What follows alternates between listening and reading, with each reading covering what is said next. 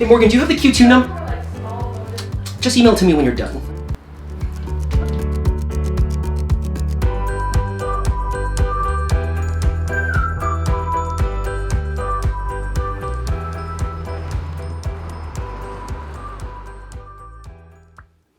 Now that I hopefully have your attention. Welcome and good morning. I'm Morgan Donner, and I wanted to talk to you today about wearing historical or historically inspired clothing in your modern everyday life. Whether that's at work, at school, at the grocery store, at home, whatever suits your fancy. This is something that I feel has been a bit of a growing trend and something on the minds of historical costumers who, like me, put a lot of time and effort into these really elaborate historical costumes and then don't necessarily have a lot of opportunities to wear them. So there's this thought of, well, maybe we can see if there's a way to wear them all the time and get a lot more use out of the things that we really love. Now this of course is nothing new, but I do think it's been getting particularly good traction lately because of Zach of Pincense Tailoring with BBC. He is a gentleman who wears all historical clothing and is incredibly fabulous looking. You also have people like Bernadette Banner, who's made several historical interpretations to modern dress, modernizing them up a bit so that they're wearable for every day. And people even like Rachel Makesy, who has been doing vintage for a long time, but has started expanding that to further and further back time periods. What's particularly cool about hers is that she's not just looking at sewing of these type of outfits, but also at trying to find ready-made items from the store or thrift that are of the right silhouette, color, texture, fabric style, things that are in the flavor of the historical elements that you want, which I think is really great because then you can include people who don't necessarily sew or aren't very good at it yet, and they can still join in on all the fun. As near as I can figure, there are two different ways that you can go about implementing this idea of more historical dress in your everyday wardrobe.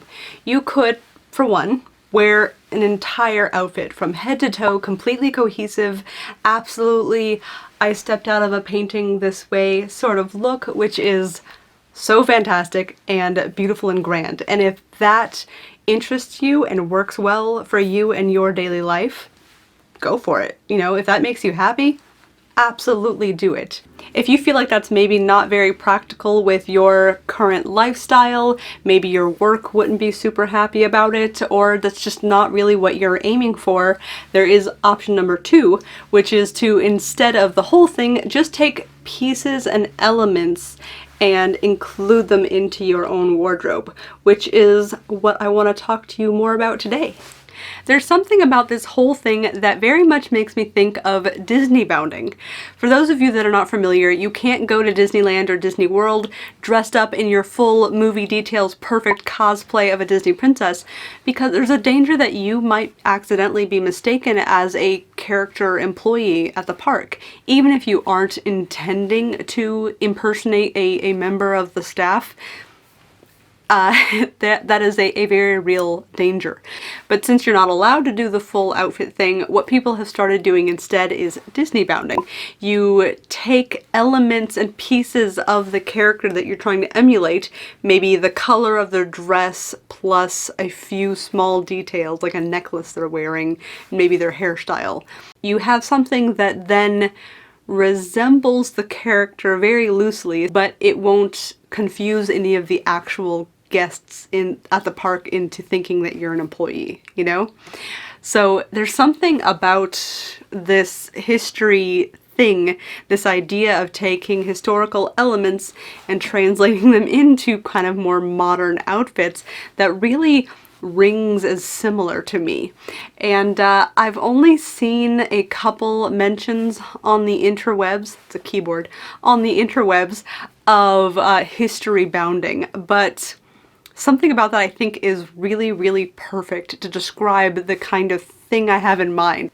I think historybounding is a great name for it, although it only works if you're familiar with Disneybounding. So who knows? Let me know down below in the comments somewhere if historybounding sounds like a term that you immediately understand what it is we're going for.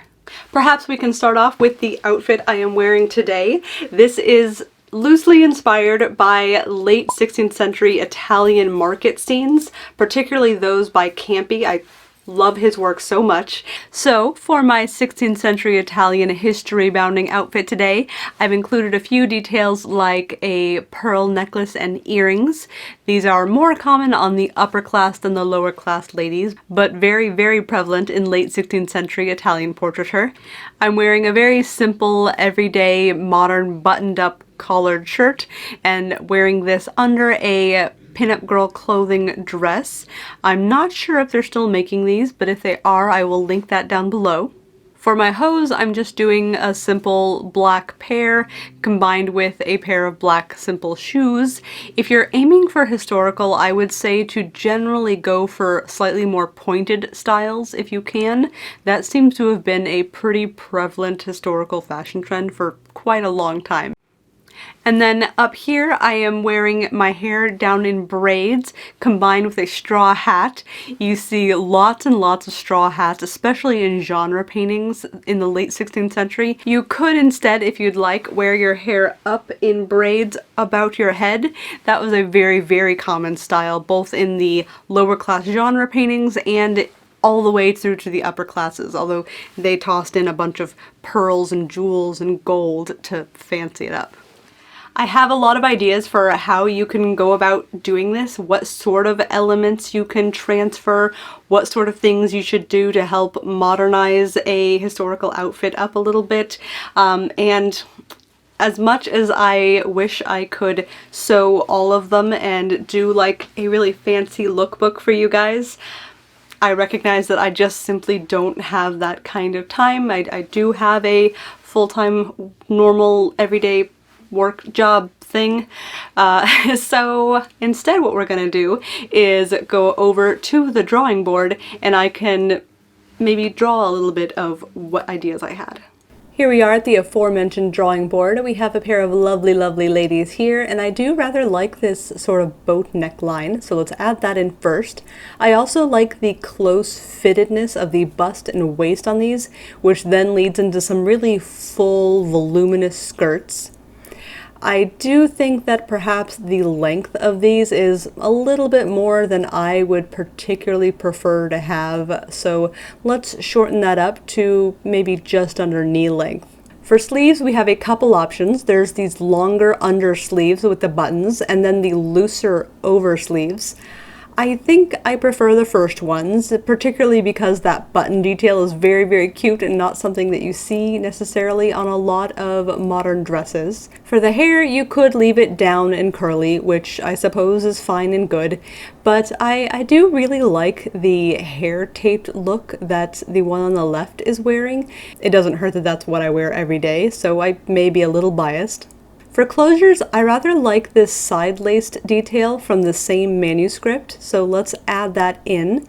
She also has some really cool dagging both on her sleeves and her skirt, so let's add that to spice up this otherwise rather plain skirt. Color-wise, you could go with all one color like a lot of these dresses are, or again, spice it up. You could go for a party color dress. Half blue, half red was a really, really common party color combo that you see in a lot of manuscripts.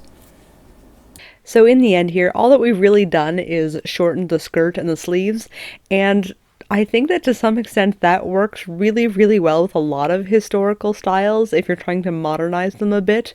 For example, this 16th century Italian gown is just so gorgeous, and I think that if you shortened it and maybe made the sleeves into cap sleeves instead of full length, that alone would do a lot to make this so much more wearable for every day. Now, let's say that you're not necessarily interested in making an entirely new gown that is a mix of historical and modern elements, and you'd rather something that maybe does double duty. You can wear it at your historical events and for fun everyday things. The early Renaissance German bathhouse dresses is a perfect example of this. It's practically already a perfect summer dress that you could wear to the park on a lovely day or to your historical event, and I desperately need to make one of these days. They are so stinking cute. This works really well even if you don't want to make a whole outfit. You could just do accessories. Like these 16th century jackets are super cute, and I think that you could pair them really, really beautifully with a modern little A-line skirt or even a pair of jeans. History bounding doesn't need to be limited to just clothing. You also have things like these statues with some really gorgeous hairstyles that I think you could absolutely take some really good inspiration from and use to incorporate elements into your modern style and feel like you're still connecting with these historical elements that you really love. Thank you all so much for watching the video. I hope you had a lot of fun. And if you are interested in more history bounding things, I did do a blog post, which I will link somewhere down below, with lots of inspiration and other people's examples or versions of history bounding. If you post anything, please do tag it with #historybounding. That way we can all see and share and take the inspiration from these images.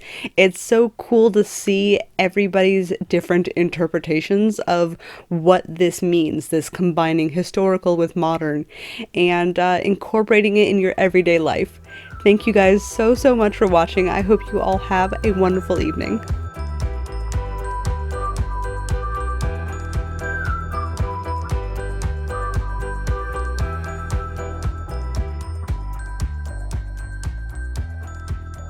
Even if your intent is not to try and, what's the word? I know the word. What is it? When you're trying to pretend to be something that you're not. Intimidate? Impress? Improve? Imitate? Imitate's close. Infiltrate? I'm so terrible with words. Impersonate. That was the one I was trying to think of.